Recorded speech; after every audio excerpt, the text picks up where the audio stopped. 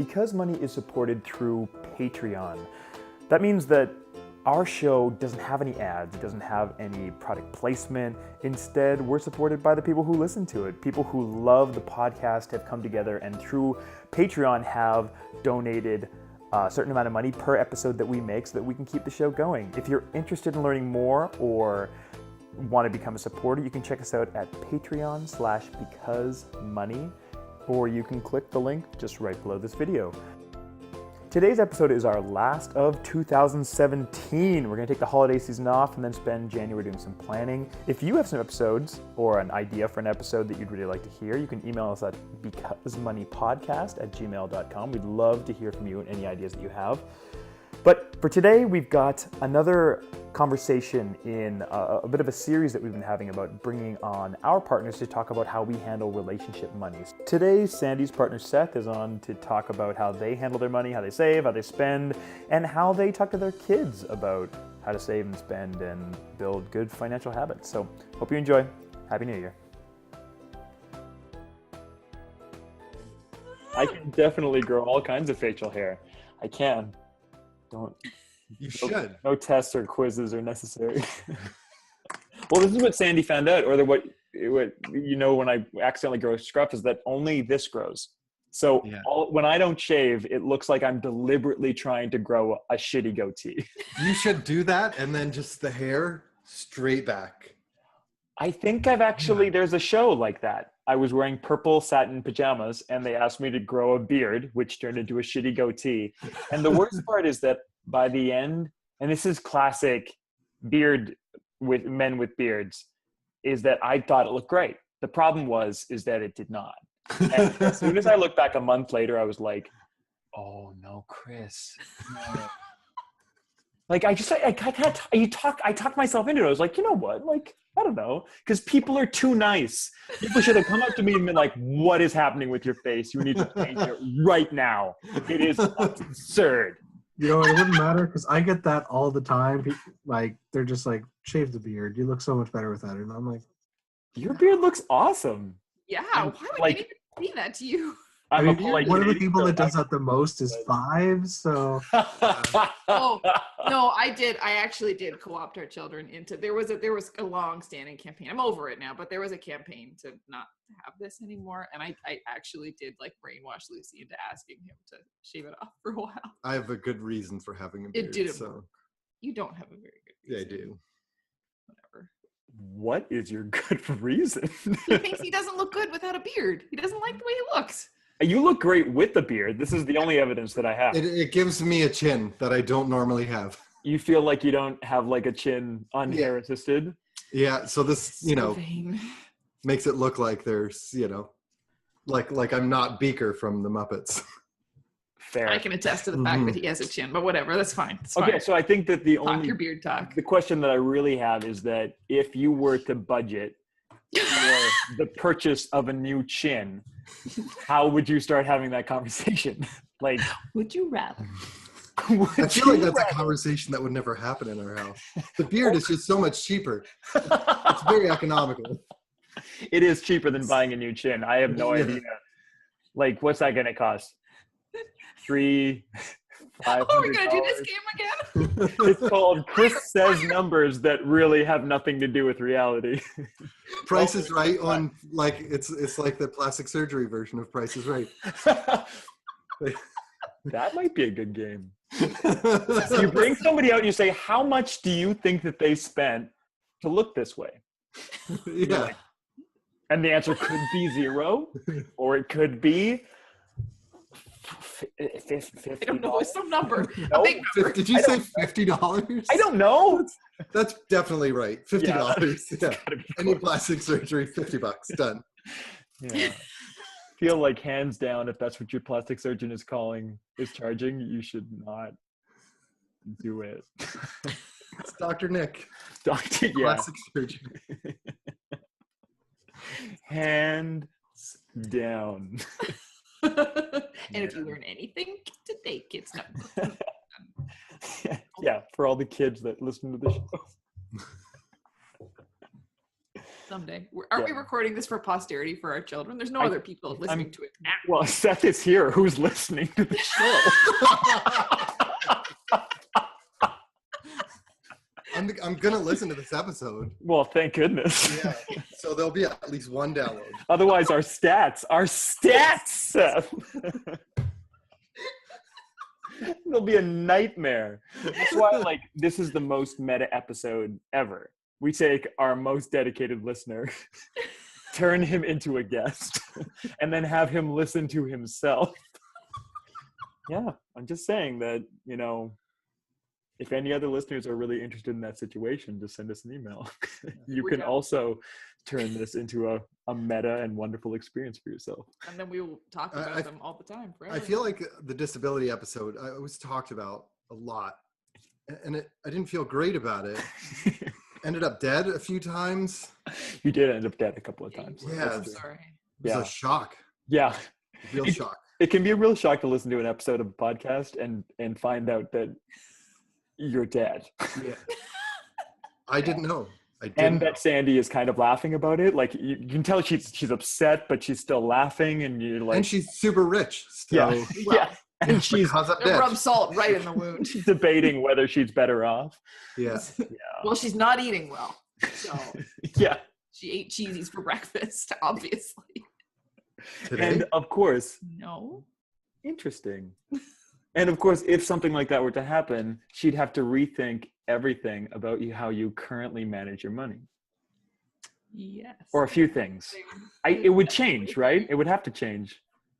Because I've never actually, no, that's something I have just never considered. No. Well, luckily, the thing that we're talking about today is not what would happen about your money management if Seth dies, but in fact, that topic has already been covered. We just roll around in money. That's the new plan. The new plan. You know, it's Scrooge McDuck in that pile of coins. It's the diving. And the Huey, Dewey, and Louie, obviously your kids have now been renamed. That's where we're gonna go from there. Yep. But let's talk about how you guys talk about money, or do the money, or don't talk about money, or don't do the money. All of so those many things. possibilities. Yeah. Pick 1 through 4. I feel like you need to ask something specific. I don't even know how to get into this.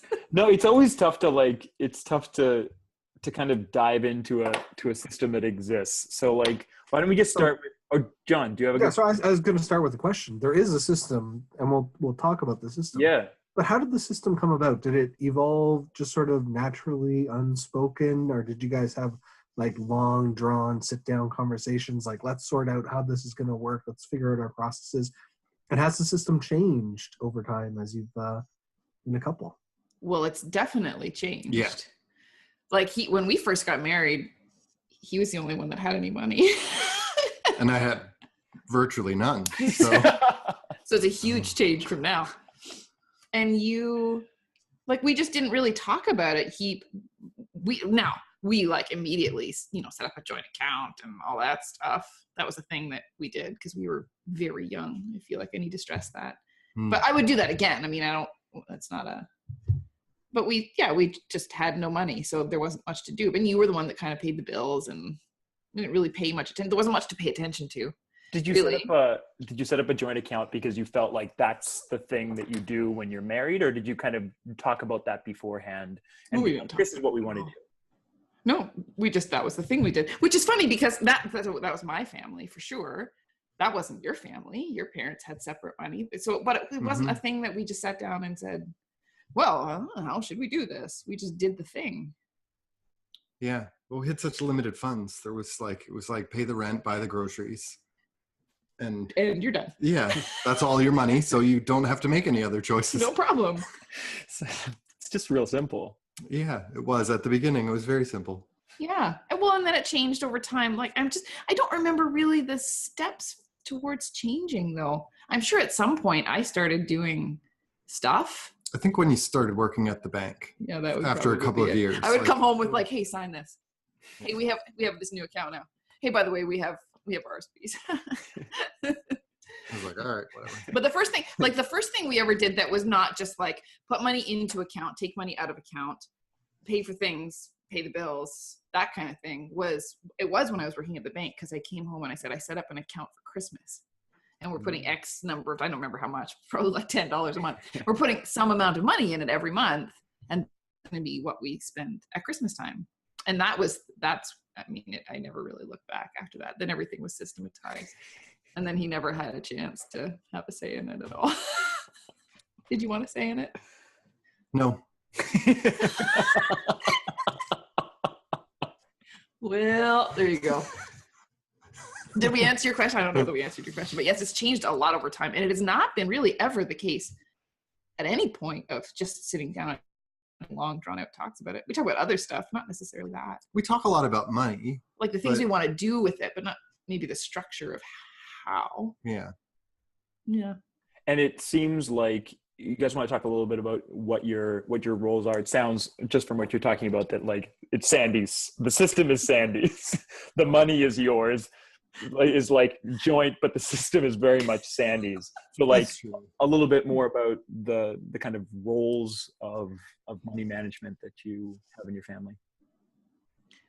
I feel like you should probably answer this question because I don't want to speak for you. If the whole I have very little responsibility. I buy the groceries.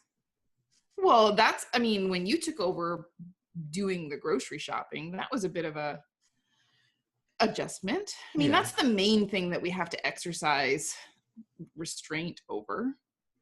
And it took a long time for you to kind of figure out, not a long time, but to figure out like, okay, we have X amount of money for this period of time. And what's the feeling of getting to X date and not maybe having enough, or what are the milestones or the markers that are going to tell me how much is left?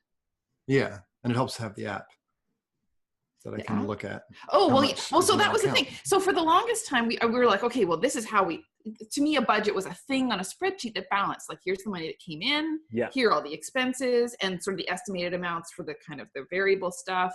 And at the end, it wasn't a negative number. And so we had a budget. Yeah. And that was it.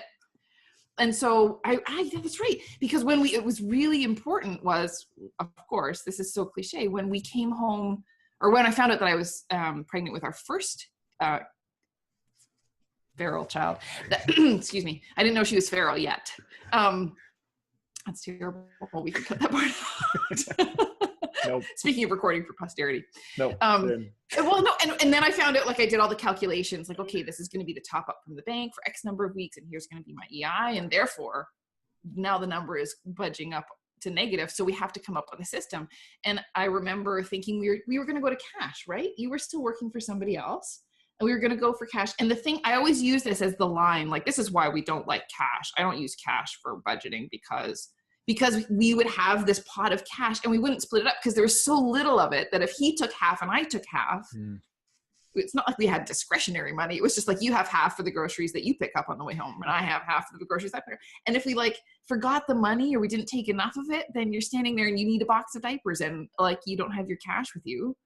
So then that's when we decided to go. And banking was free back then at the bank because I still worked there. So I had all these free, just 1,000 free accounts. So it didn't matter. Like, well, here's the spending account. And then here's the account that the bills come out of. And I transfer into the spending account the amount that we get every 2 weeks. That's where that started from, because then yeah, you could just check the balance. And because they didn't have like YNAB wasn't a thing you could just share on your phone, and Quicken definitely didn't have an app. And I didn't want you to have to do that stuff. You didn't want to stand in the diaper aisle at the grocery store and think like, okay, so the mortgage is coming out tomorrow, but then that's going in. So yes, we can afford diapers. And then keeping receipts for stuff. Like every time I bought something, I would have to keep the receipt and bring it home. It's really bad at receipts. Yeah. And I bought this, and I think it was about 3 something, but I lost the receipt. So let's call it $4 or whatever. And it was horrible. So this works. Yeah, it works pretty well. I'll be standing in line at the grocery store and I'll have this cart full of groceries. Like, oh, I should see if I have enough money for this. I can look it up and okay, we're good. I feel like that's not often the case. No, but I feel like you normally know how much it is. Yeah. Well, plus, so I think it maybe this is a point where we could explain that there's not a lot that we spend, except for like a blue pan that you found somewhere that was $10 that I was irrationally angry about or something. Well, I have only used it twice. But it's really awesome. I could show you if you want. No, don't. Is it not the one the computer's set up on? No. I have many pans. Many pans. Lots of pans. But like, there's not a lot of stuff that you would just go buy. Again, this is really, all of this is just really a function of there's never been loads of money. Yeah. So it's not like I can go and spend $200 on something.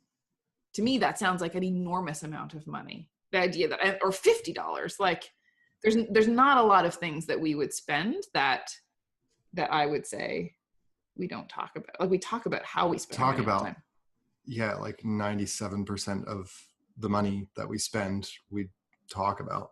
Yeah, unless it's like groceries. Is, well, yeah, but that's yeah, ongoing expense. Okay, it's a different category. I feel free to buy the groceries. I'm glad you feel free to buy the groceries that you need to buy. That's good. Success right there. So that's success to me. I mean, if I can buy the groceries I need to buy. Success to me is what you turn the groceries into, in my humble opinion. And I feel like most people here would agree. But when you talk about conversations, is that something that just kind of happens constantly? Do you have to like create, is that something that has any kind of form to it? Or is it just kind of something that happens because you're talking, it's easy to talk about? It's the fact that, you know, Sandi lives in this finance world all the time. So money kind of is a conversation, and it's easy to apply that to personal life. I feel like that's yes. I feel like that's very true. I think the question would be, when do you not talk about money? Which might be a decent enough question right there too. I think probably almost on a daily basis we talk about money. Yeah. Like, we don't sit down and have okay, it's money talk today. Yeah. But it comes up, what we're spending our money on, things that we want to do with our money. Yeah, the stuff we want to buy or spend it on. And yeah, it comes up and we talk about it. I think plus that, we talk about money every day, but that's not even the thing we talk about the most. No. We talk to each other a lot. We're both at home like a lot of the day. So. Totally. We happen to like each other. Yeah. Oh, cool. Lots to talk about. I'm glad we got that confirmation. There was that moment of looking over and being like, yeah. Oh. Very tense, fraught moment. Should we pass a note and circle yes or no? You've got one. It's around somewhere. Don't pretend. You can borrow Oscars.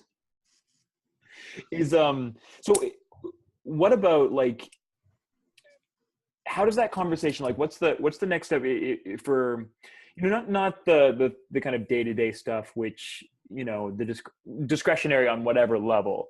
How does that conversation kind of fit into the system? Let's put the system into action here. So it's like, you know, we've heard about this infamous system, but the idea that, like, if there's something bigger that you decide that you both are interested in, you know, and you're talking about it, like, how does that get realized? How does that kind of go and be planned for, and kind of how do you guys plan for bigger type items, you know, whether it's a multi-year project or kind of a multi-month project?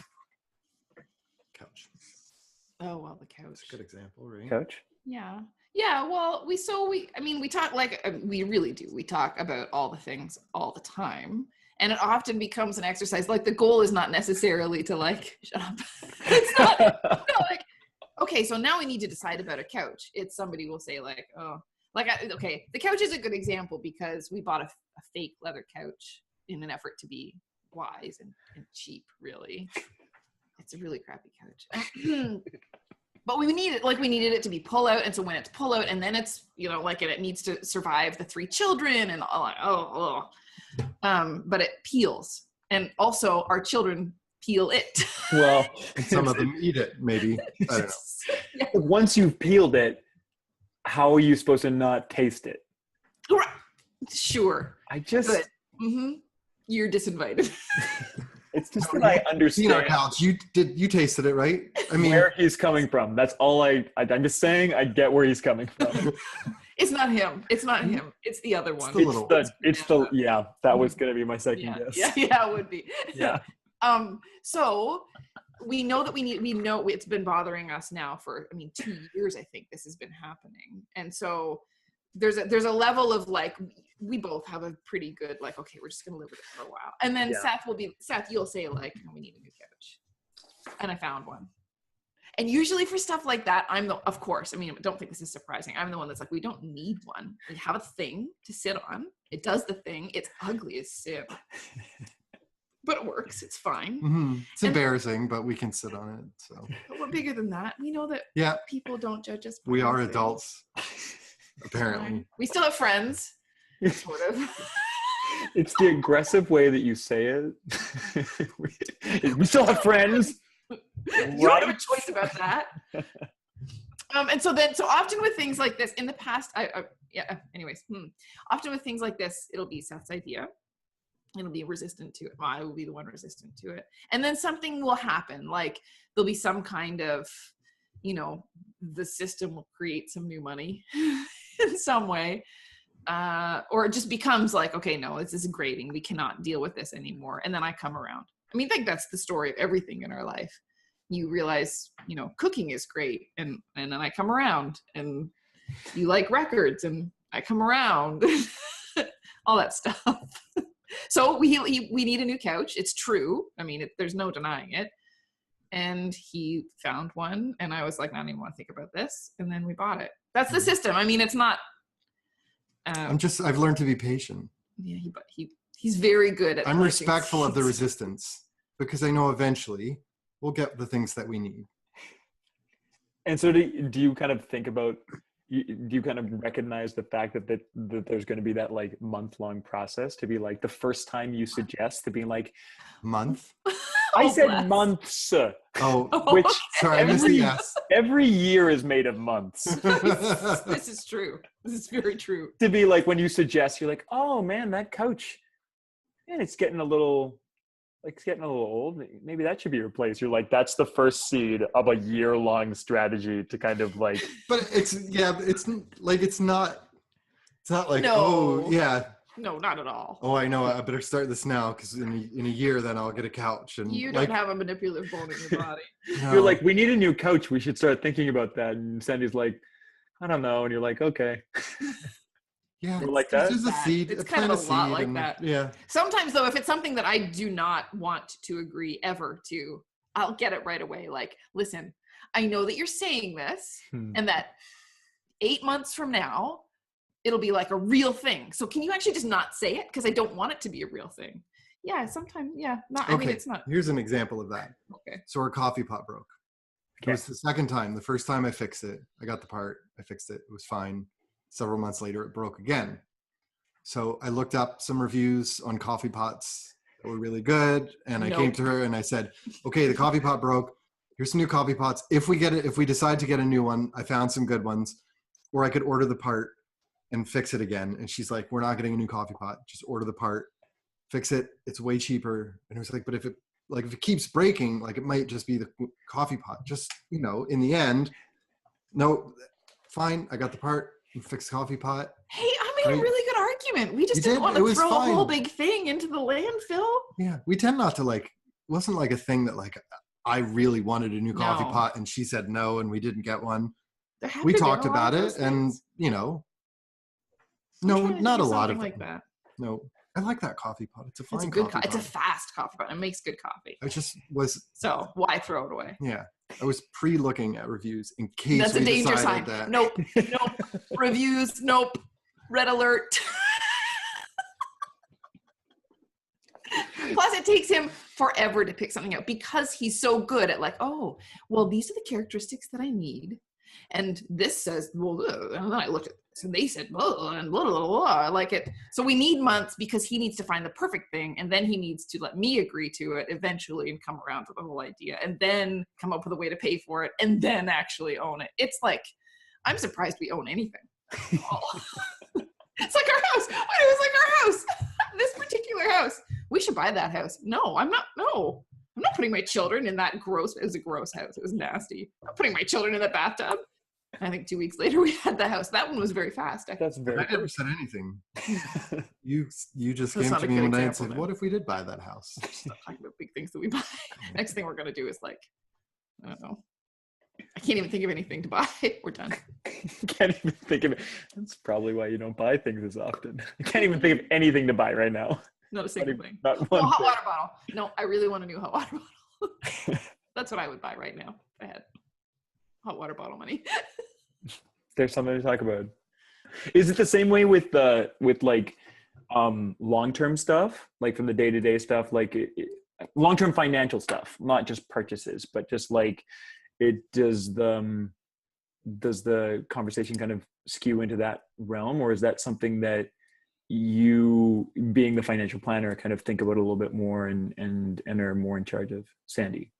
Yeah. No, that's actually something we're really good at dreaming together, and they're not enormous like dreams.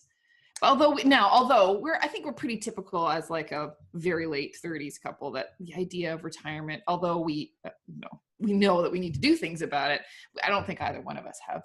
I mean, you're already retired, so I feel like that part's done. That's I feel that's not maybe an accurate description. You know what I mean? Oh, he's financially independent. What? We're gonna start splitting hairs about terminology. He doesn't work at a job outside the home. Okay. I do things. I'm not saying that you don't. I feel like this is weird. Weird a lot. No, we just, so very recently, like we've talked about this before, that there's lots of times there's been a fair period of time where there really has not been the idea of dreaming about tomorrow. Is like, oh my goodness, can we just get through this period of time first? We're on the cusp for a lot of different reasons, many of them having to do with just doing the right next thing, even though it seems to be stretching on forever. We're there's new things on the horizon, and they're exciting. So we have been talking about that, but we did, when we went to Pennsylvania this last time, so that's like 10 hours in the car, and it's not lovely. I actually quite enjoy that. So I printed out I don't even want to say this. I printed out our spending history since 2014, and I had a clipboard and a legal pad and a pencil, and the pencil was sharp. And we talked about, because we're doing financial planning with Julia, and so we needed to not just have the dreams kind of, we're in our own language where we kind of knew what that looked like and felt like. Like one of our big, huge financial dreams is to not have a limit on our grocery spending, and to be able to just, I don't think we would spend like enormous amounts more than we do now, but like, look, if he wants to make bacon, he can buy the things to make bacon or whatever. I like making bacon. I like you making bacon. I like Seth making bacon too. We all like Seth making bacon. We've the whole world. all been benefactors of that choice. So that's like a big, wild, hairy, crazy dream to us, the idea of not having any limits. But that we get that, but we had to put it on paper and put numbers around it to actually give it to somebody else. Say, can we do this? Does this look reasonable, or should we give this up for something else? So that was fun. I think that was, I mean, we didn't speak the whole 10 hours about that. No, because there were 3 kids in the back.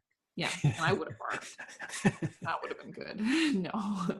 But yeah, so that was one. That was like a traditional, here's the paper, and we do the thing, and we do the calculations. This is how much we used to spend, and wouldn't it be great if we spent this? And we've done that. But that's the very first time I think we ever did it like to that extent, which was really fun. I had a very good time. Yeah, you had a clipboard and a spreadsheet that wasn't connected to a computer. Like that's like old school spreadsheeting joy. It's wonderful. I still think about it. Really? It's one of my greatest So days. do you both have an idea of like what the deep future holds in terms of like retirement? Do you have a number in mind, like 60, 65? Are you trying to work forever, or, you know, are you on the same page in that regard? Or See, this is a funny question for us. Like we've talked about, because I stay at home. So, I mean, like I don't work outside the home, and I'm open to that happening at some point, but I like being home. So we've talked about if we can keep doing it, we'd like to keep doing it. But I mean, you working to whenever, like, depends. The kind of work that I do, I mean, there are certainly days now where I think like, oh, I don't want to do any more work ever again. I cannot, like when I had young kids at home, I was never the person that was like, oh, I can't see myself not working. I can't just be here with kids all the time. But now that they're in school, and that's not my primary role during the day. That's you if they're home. I can't see myself ever really saying, okay, boop, it's 65. I don't want to do anything, because so much of the work that I do is like talking to other planners about what they're doing. That's exciting to me. And I don't think it would necessarily have to be the way that it is exactly now, but I can see myself being that kind of person that just continues to think and write and talk. I mean, you can't shut me up. I'm never going to shut up. Sorry. So not sorry. So I don't know what our retirement looks like, but I don't think that we have of course we'd want to plan for that contingency, but I don't think that it's we need to save up $1.4 million because I'm going to retire at age 63 and a half kind of scenario. Yeah. So for the investing part, you sort of talked a little bit about there, but like, is it that Sandi, you do the investing and Seth is sort of along for the ride, or do you guys talk about that part as well, or sort of how do you manage that part? Are you using both of your TFSAs or? No, so we don't use a TFSA for Seth because he is American. Of course. That's right. And he is not on our RESP, but only very recently. And we talked about transferring an RESP in one of our very recent episodes. So we're not going to get into that again. So there's not really any investments in Seth's name at all.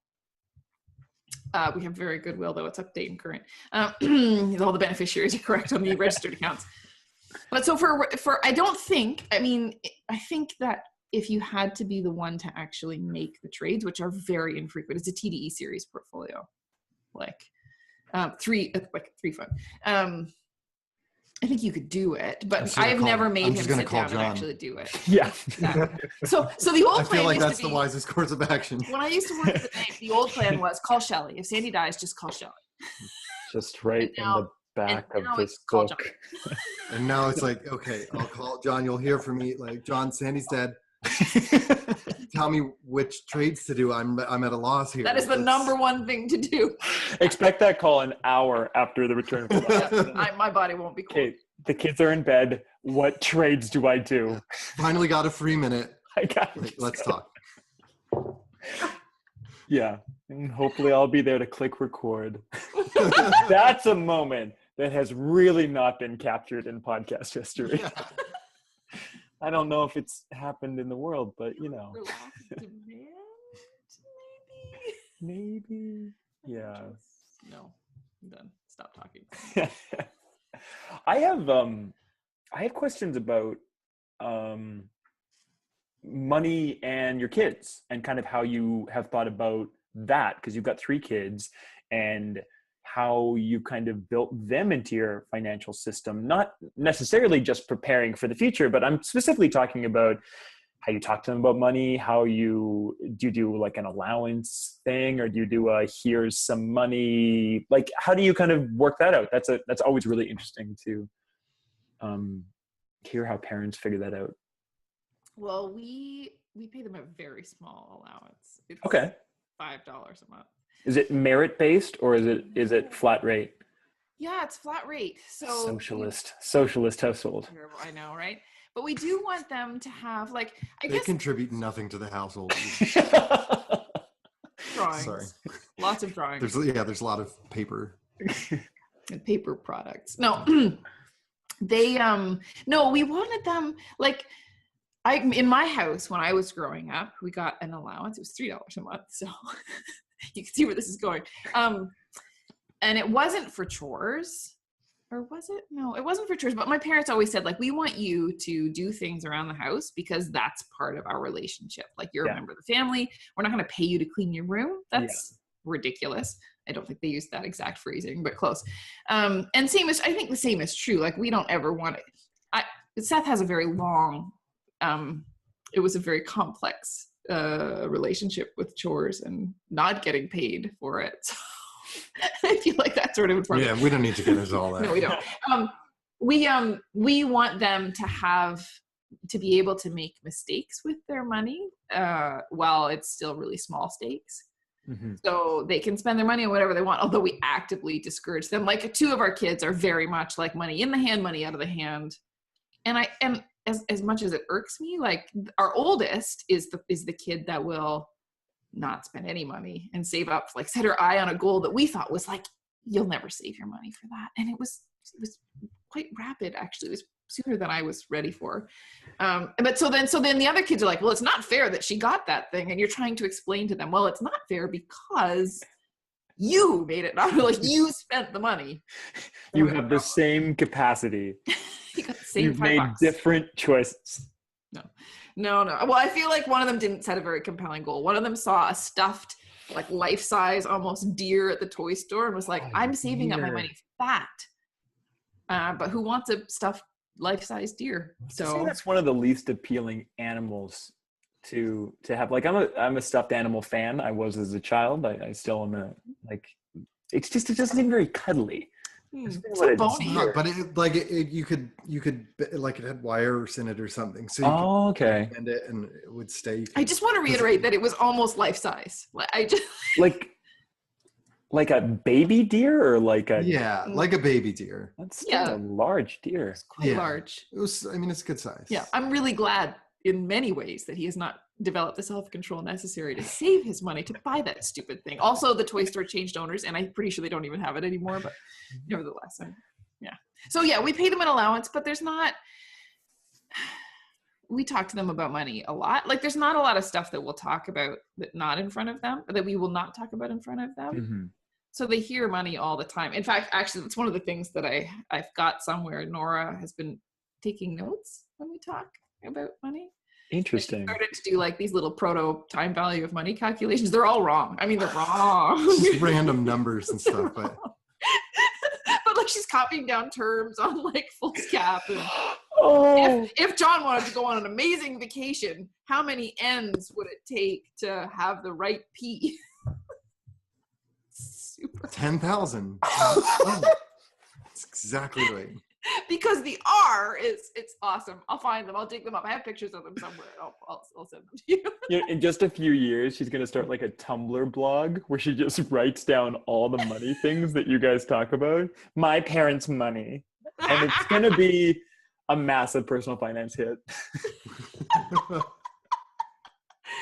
I have every confidence. Like, I told her a couple of days, well, maybe a week or so ago, like, I have, kids accounts for them that they don't have the cards for. Like, I just had in the past transfer money to them. The problem with the allowance system that we have is that it's cash, and we do not have cash anywhere. So we have to remember to go get cash, and then you have to get 3 $5 bills. Where are you going to get that from? Although I guess you could just get. So I have to get a 20 and then buy some candy so that there's 3 5s. It's a hard one. Yeah. It's very difficult for him. The sacrifices that parents go through. Yeah. So much bubble tape. So we don't. Got a case of it in the basement. It cost me so many 5s. This is the cost of your allowance, guys. Hopefully you'd appreciate that. So we don't pay it to them sometimes they're very irregular payments because we just didn't have the cash and didn't go get it and whatever. Nora notices. And so I told her a couple of weeks ago that maybe we were thinking about giving her own, like, I'll just control the account to you and you can have your own bank card and we can put the app on your iPod that you saved up for. She's just like, the sun came out on her face. Like, She is so your daughter. She really is. Poor girl. That's incredible. Yeah. So there you go. Yeah. We like the idea that the kids grow up with some idea of constraint. Just I think mainly because that's the way I grew up, and that's the way it is. It's not like we can not have constraint, but we like them knowing that, like, so there's a lot of things that we do, like birthday parties are usually really, really small or non-existent or not family. And Christmas is pretty small. Like, we love it. We really like that particular holiday, but they know that, like, if you want to ask for all the things in the world, you're not going to get all of them. And plus there's no Santa Claus. It's mommy and daddy. Whoa. Spoiler alert, listeners. Yeah, watch out. Oh yeah, this one's not safe for kids. No. Not like all the other ones, which just talk about parents dying. But when they're older. I mean. No, that's not what we talked about last time. Oh dear. Back up the bus.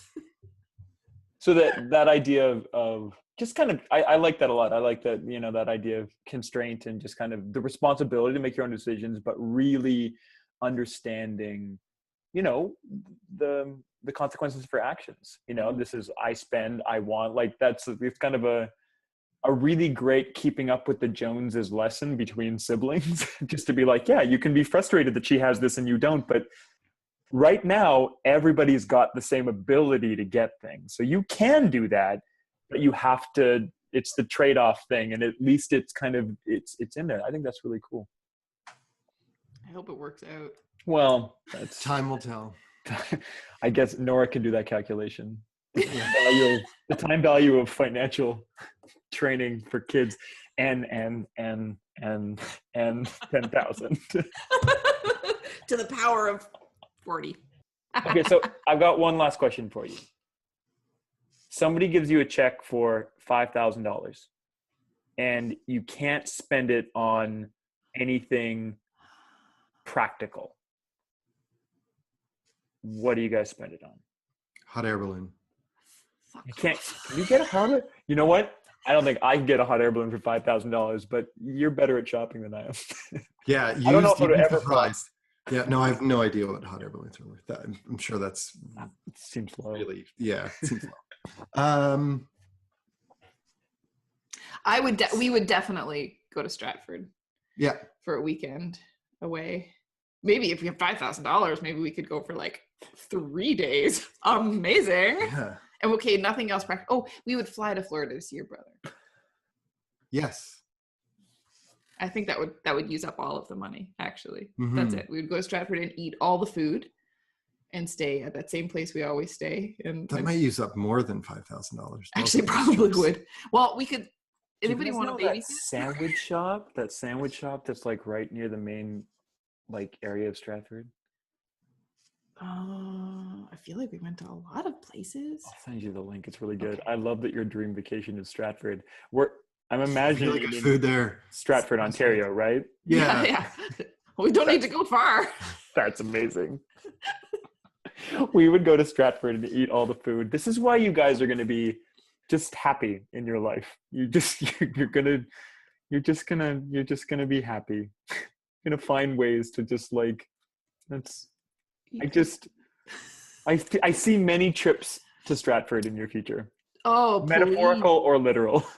Yes, please. We missed our one last year. We couldn't go, Mm-hmm. and that was sad. I feel sad about it. Sometimes And we didn't talk go this about year. moving to Stratford. No, you can't. You need to move to Gravenhurst. You missed your opportunity with the house down the street. Now you need to find a different one. We have an opera to write in this town. And an opera house. Yeah, to but perform it in. there's so many artists in Stratford. It's already baked in. We don't have to like. Oh yeah, they could. Wait, no, definitely. Yeah, if you don't move to Gravenhurst, move to Stratford, and you can be our friends in Stratford, and we will go visit you. But move to Gravenhurst. But definitely. But for the record, the first option is Gravenhurst. And like Stratford is like, it's second for sure, but it's like second way down the list. All right, that's all we've got for you today. If you liked what you heard, head over to iTunes and give us a really good rating. That really helps people find us. That would be awesome. And if you loved what you heard, why not check out our Patreon page, patreon.com/becausemoney, and lend us a little support so we can keep doing what we're doing. I am Chris Entz, and you can find me over at rags2reasonable.com. I'd like to thank my partners in crime, Sandi Martin, who you can find at Spring Financial Planning, springplans.ca, and John Robertson, who you can find Value It's Simple or his blog, Blessed by the Potato, which is holypotato.net.